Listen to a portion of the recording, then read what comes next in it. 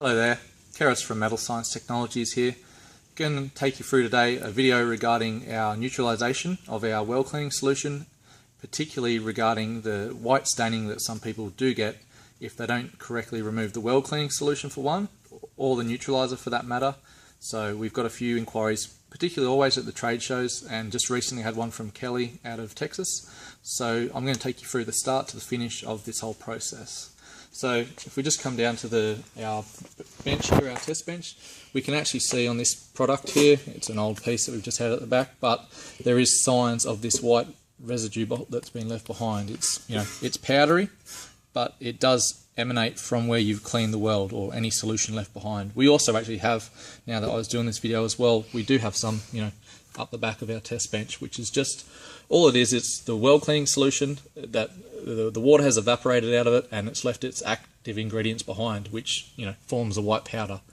It does look unsightly, and it does come back, or does come out either days or weeks after the product's gone out. So we'll just run through this piece here I'm going to use for the multiple passes of the different methods, and basically show you why it's happening and how to fix it. So let's just go this. I've just got a 1.2 mil. It's just 2B on both sides. We've just welded the outside, and obviously we've got some burn through on the inside, but we have just cleaned it with our weld cleaner as well. So it's a nice dry piece at this stage, but for intensive purposes of this, I'm just going to use the brush with the weld cleaning solution. The machine's not on, but it's just going to replicate what happens. So we have the weld that's been cleaned. The weld cleaning solution has been left behind. Now, if you were to just remove that via paper towel or a cotton cloth, you would remove the bulk of it, say 90–95%, but as you can see, there is still a film, a very light film, left behind. Now, this is fine right now. I mean, it's not fine right now, but it hasn't stained in regards to leaving the white powder behind. This product goes out on site or is left in the workshop until it needs to go out, and the water out of the solution dries. This is when you're going to be left with the white staining behind. Okay, so I'll just wash that off and we'll start again.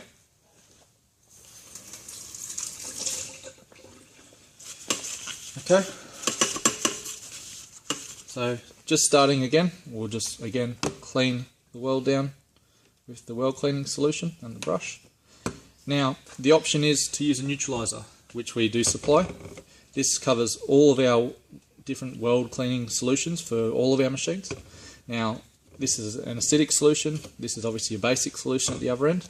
And when I spray it onto the workpiece, you'll see it bubble and fizz. Now, that's the reaction happening. But what you'll also see is some purple being left behind. Now, why that's bubbling, we know we haven't removed all the acidic residue. Once that bubbling ceases, we know that workpiece is neutral by the neutralizer, and again, you could just wipe it off, knowing that all the acidic residue is gone. The problem with doing this, let's say, is that this is at the other end of the scale. It's a base solution, but if any of this is left behind and it does get into the crevice, you can potentially have the same problem with staining coming back out, and you can actually still see there's some slight streak marks of the product because I haven't wiped it down well enough. So again, this is an option to do, but it's still not the best option because you could be leaving that white stain behind in days or the coming weeks. So I'll just wash that down once more.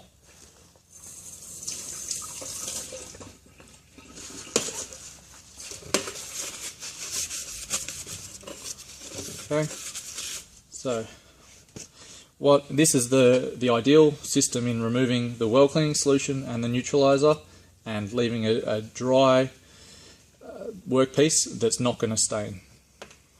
So we will just again clean it with the weld cleaning solution. Now the neutralizer fizz quite a lot then because there's still a lot of solution left. The best method is to remove the bulk of the weld cleaning solution first. There's still going to be the residual weld cleaning solution left behind, but when we neutralize this time, there's going to be much less bubbling. You can still see a little bit, but it's chalk and cheese to just prior to this. Okay, now we just want to remove the neutralizer. Okay, we've still got some thin film of neutralizer left on the surface. So if you can see the spray bottle here, this is just water. Now this is going to be a hose or a gurney as well, or similar. You want to wash the workpiece down, paying particular attention to the internal corner where the solution or the neutralizer could still be hiding. Then we want to dry it with a paper towel. Now, having a cotton rag that you reuse or re-dip in water, again, is an issue that you can build up residual neutralizer or chemical in that, and you can be putting it back onto the workpiece. So a dry cloth is always, a dry paper towel is always the way to go. Now, as you can see, it's completely dry, there's no staining, and we've neutralized the well cleaning solution, and we've diluted as much as we can the neutralizer out of any sort of crevice that it may be left. That is how you want to finish your stainless steel when using our well cleaner with our solution, and be that it may any other competitor one that uses an acidic solution. So there you have it. That's how to finish your stainless steel welds and not have the chance of any staining coming back in a couple of days or weeks. Thank you very much.